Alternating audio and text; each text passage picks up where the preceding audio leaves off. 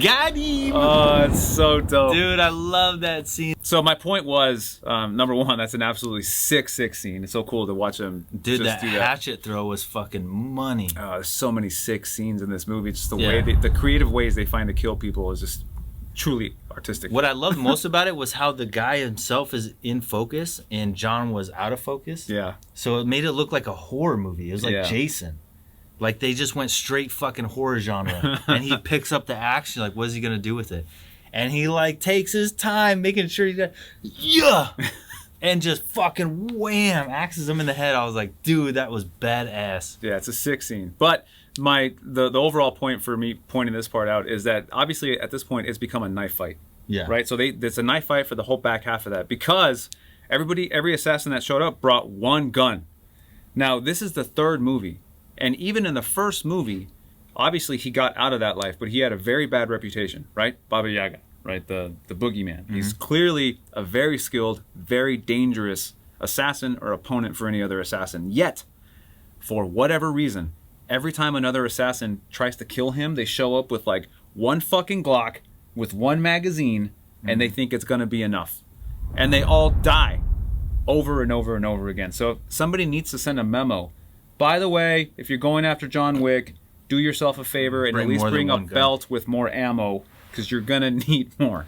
Dude, if you're going after an assassin, you would have so many hidden weapons. Like, you would have a knife in your belt, something with some kind of pull tab, or a thumb tag. Like in Sear School, not Sear School, it was another school that we actually made knives from scratch and we out of like spoons, and then you bend them and then you put like a 550 loop on it. So that way you could hide it within your belt, and then if you had to, you just thumb the 550 cord, right, pull on it, and you have a little stab knife. But you wouldn't have to have anything makeshift. But if you're an assassin, you would have top-of-the-line gear. So you would have hidden weapon systems all over your body. So that way, no matter the situation, the increased chances of you having access to a weapon system. Right. So if I have a belt loop knife, and something happens, I could get to that one. If that's out of the picture, I'm already going through my primary, my secondary, tertiary. I'm going to have at least 3 weapon systems on my body at any given time. The first one is going to be some kind of hidden, for me personally, would probably be like a suppressed MP5 that would be shoulder slung underneath a coat.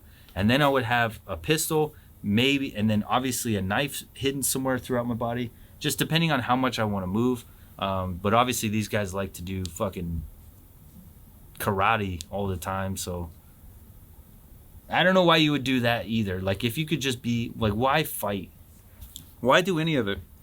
The whatever the money on his head, the contract on his head is $14 million.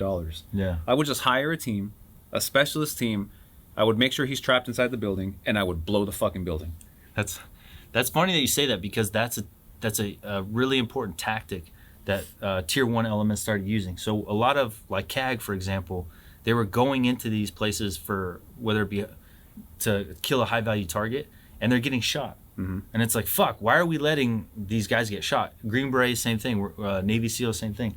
Why are we going in and just getting shot when it's not a high-value target that needs to come out? Right. If we've established, which we could establish by drones, intel, we could send dogs in with cameras. So we have dogs where you attach cameras to their heads, and then you have a screen, and you could see everything the dog sees. Right. So let's say we have a building where we send the dog in. He could run through the whole building. You're not going to be able to touch him because he's a fucking fur missile. And we could see everything inside. So once I've positively identified that no one else is inside besides the guy we want to kill, we just call in a fucking JDAM and we level the entire building. And nobody has to get in a gunfight. Mm. And so that's an exact tactic that they started doing. We call it call-outs. Okay. So it's an escalation of force. Hey, come out with your hands up. No, you don't want to come out? Okay. Flashbangs. Boom, boom, boom, boom. Now come out. If that didn't scare you, all right, M4. Do. Come out. If that didn't, we keep escalating the force until it's a fucking JDAM rocket that explodes the whole fucking building. Right. Because why risk all of your forces? Right. Yeah. Like you said, if $14 million, the minute he goes in that building, be like, fuck that building. I'm gonna get my 14 million. It's gonna cost me 200 grand to blow the building, right? With paying the team, getting the equipment, getting the things I need to launch the rockets to make sure they're precise, and then just Top of the line drones, whatever you want. And then like $13.99, right, for the walkie-talkies I use. So the guy around the corner to be all, he's in there. Dude, John Wick's dead. Yeah. $13 million, $14 million. Yep. Seems like a good return rate to me. And then whoever owns the building gets the insurance money. Everyone walks away happy. Yeah, absolutely. Seems like a good plan to me. It is. Or you could just follow him in there with one gun and just die. Yeah, and just fucking get whacked.